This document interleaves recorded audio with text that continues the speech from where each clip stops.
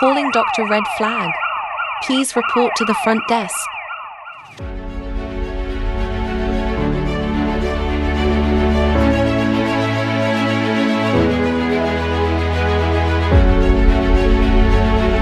The doctor is ready to see you now.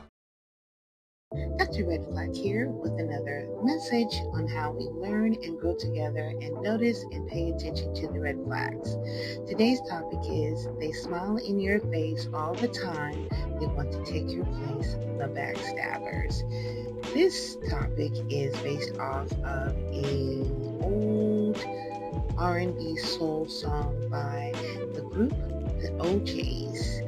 And that is the title of the song. It's a great song. If you have an opportunity, please listen to it on YouTube. Now let's get into the message. I'm really excited about this one. There are people you meet in life who feel familiar almost instantly. The connection is easy, the conversations flow, there is a shared vision, shared energy, shared ambition. They understand you, agree with you, can even celebrate your ideas. At least that's what it looks like. Because not everyone who connects with you is connecting with you. Let me say that again. Because not everyone who connects with you is internally, emotionally connecting with you. Some people are studying you. They're listening closely, not out of support, but out of strategy. They ask questions about your plans, lean in when you speak about your dreams, affirm your ideas. That's a great idea. You should definitely do that. That's going to be big. And while you are thinking you have found alignment, they are gathering information. There are two types of people you will encounter when you share your vision. The first type will genuinely support you. They will encourage you and respect your ideas without trying to take ownership of them. The second type will take what you share and attempt to make it their own. They will move in silence, they will act quickly, and in some cases, they will present your idea back to you as if it was originated with them. Have you ever watched a movie? The movie that I'm thinking of right now is Hook with Robin and Dustin Hoffman.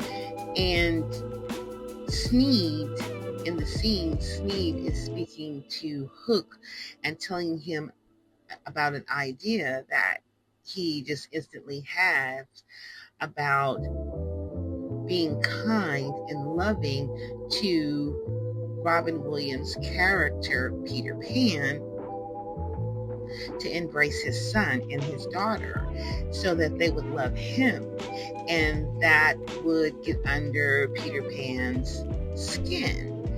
As Sneed is telling him this idea, Hook is agreeing that it is a great idea. And after Sneed finishes, Hook then says, I came up with a great idea.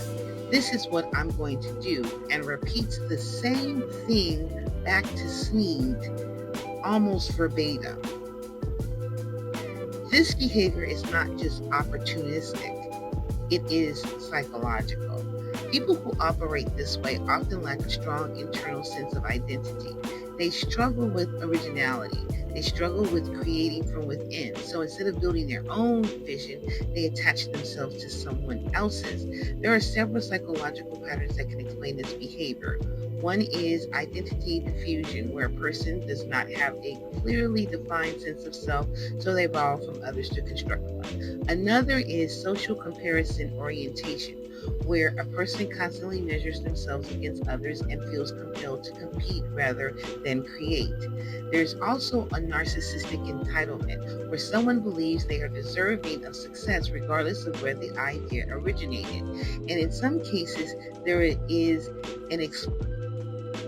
exploitative behavior, a trait often associated with narcissistic patterns where individuals use others as resources to advance themselves. But here is the reality about stolen vision. When something is not rooted in you, it does not grow the same. People who take ideas often lack the discipline, passion, and long-term committed required to sustain them, because the idea was never theirs. It was borrowed, not built. I had an idea of a type of burgers that I wanted to make. I explained this idea to a friend of mine who is now no longer a friend of mine. I explained it everything of 7 to 10 burgers that I wanted to make and that I have made. And I was showing her my menu. I left out of town and I was visiting her, meaning I originally left from where I was living and came to visit. The next visit, she was making those burgers. And she said, I came up with this great idea. Now, it did not stay permanent, and it did not resonate with her the way that it resonated with me and the passion that I have. I enjoy cooking, but not enjoying cooking to the aspect of where I want to open up a restaurant, but it was just an idea. And let me see if I get this off the ground, how it would work. This is why many of them never reach true success. I did not go on with the plan of making the burgers. Now, let me go on to say that they may imitate the concept, they may attempt to execute it. They cannot replicate the intention behind it. They can't replicate the drive, the vision, because vision is not just an idea, it's a connection, purpose, and alignment. Another common pattern is this: they will hear your idea, then rush to act on it before you do. Not because they believe in it deeply, but because they want to be you to it. And when they present it, they'll detach you from it completely. They will behave as if it was never yours. They may even explain it to you as if you're hearing it for the first time.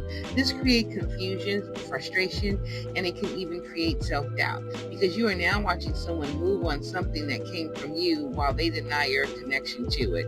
But this is where clarity is important. Your ideas are an extension of yourself, and what is truly yours cannot be taken in its full form. So it can be copied, but it cannot be duplicated authentically. So how do you move in a world where not everyone who smiles with you is for you? You become selective. Not selective out of fear, but intentional out of wisdom.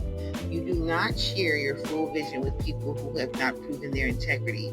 Observe people, how they handle information, how they speak about others, whether they create or only consume. And if you recognize this behavior in someone close to you, you address it directly. I shared that idea with you, and now I see you're presenting it as your own.